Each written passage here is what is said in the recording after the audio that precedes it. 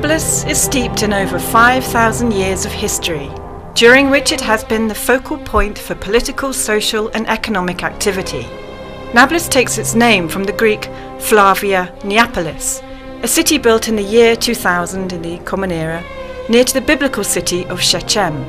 Over the different periods of authority and occupation of Palestine, Nablus has been at the forefront of historical events, and it has produced prominent leaders in the fields of science, literature and culture. The Governorate of Nablus today is home to around 336,000 inhabitants. They are distributed between the city and the surrounding 60 villages and the 4 refugee camps, housing those who were expelled from their homes in the war of 1948. Nablus is home to 2 of Palestine's largest refugee camps, Balata and Askar. This city serves as a model for coexistence between the 3 religions represented here. The majority of Muslims live side by side with the 2 minorities, Christian and Samaritan. The incidences of religious tolerance between the 3 groups have been few and far between, resulting in a cooperative and harmonious atmosphere. Agricultural lands in the Governorate of Nablus have always been the food basket for other areas of Palestine. Indeed, the late President Arafat called Nablus the economic capital of Palestine because of the amount of economic and industrial activity. Nablus has a good reputation in Palestine for education. Palestine's largest university, An-Najah National University, is located here, providing more than 60 academic programs to over 16,000 students. The university receives applications from thousands of high school leavers every year and does its best to place them in programs suited to their ability and aptitude. An-Najah University competes well with other universities in the region, seeing many of its graduates successfully finding work in the Gulf nations and further afield. In spite of Nablus's glowing economic record in the past, today it has become the poor man of the West Bank. For the 8th year in succession, the Israeli occupation continues to strangulate economic, social and cultural activity, making even everyday life difficult. Unhappily, Nablus leads the tables enumerating the people killed, injured, maimed and imprisoned. Incursions and military operations by Israeli military are frequent in Nablus. During these attacks, people are killed, houses are demolished, institutions come under attack, and Nablus citizens are arrested and detained. Even medical teams and journalists have come under attack. The headquarters of the security services and government administration, located at the Muqatta, did not escape Israeli destruction.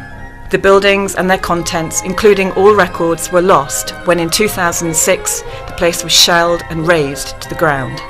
Since the year 2000, sieges, invasions, closures and the military checkpoints surrounding Nablus have caused a significant economic downturn and the closure of institutions, companies and factory doors.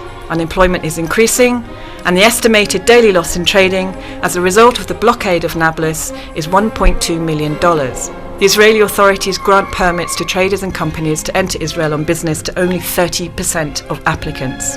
The restriction on movement causes difficulty for anyone wishing to enter or leave Nablus, but males aged 28 or younger have a particularly difficult time, being subject to stringent checks and frequent denial of passage. Students who live in the villages beyond the checkpoints are singled out because they have to queue for many hours before they are searched and allowed to travel home. Closure also has a detrimental impact on the movement of goods in both directions, which results in higher transport and freight costs, which in turn leads to losses in the economic sector and the migration of capital and the lack of basic materials in the market and consequently higher prices. Closure has also affected the health situation and the level of health service delivery. Nablus is the centre of health services to the main cities in the north of the West Bank, serving more than 1 million citizens. For example, a pregnant woman from Atteireh, a village which used to be only 7 minutes away, now has to take a detour of a minimum of 40 minutes because the road connecting it to Nablus is closed by a military checkpoint. There are many reported cases of women giving birth at checkpoints because they are prevented from proceeding, and worse cases of people dying because medical attention is delayed by searches at checkpoints. The confiscation of large areas of agricultural land owned by Palestinian residents for the construction of Israeli settlements has heightened Nablusi citizens' sense of injustice as they watch their trees and livelihoods stolen from them with nobody to turn to for protection. This, alongside the increasing disparities between them, the owners of the land, and the armed settlers who receive protection from the Israeli army, is leading to an increase in tension and the potential for further friction. The presence of 4 refugee camps in the city adds to the complexity of the economic situation in Nablus. The crowded and substandard living conditions persist in the absence of a political solution to the issue of refugees, thus contributing to the deterioration in the overall situation in the city of Nablus. Nablus may not be in dire need of special assistance from the international community, but it would benefit enormously from the end of the policy of collective punishment that affects the daily lives of residents.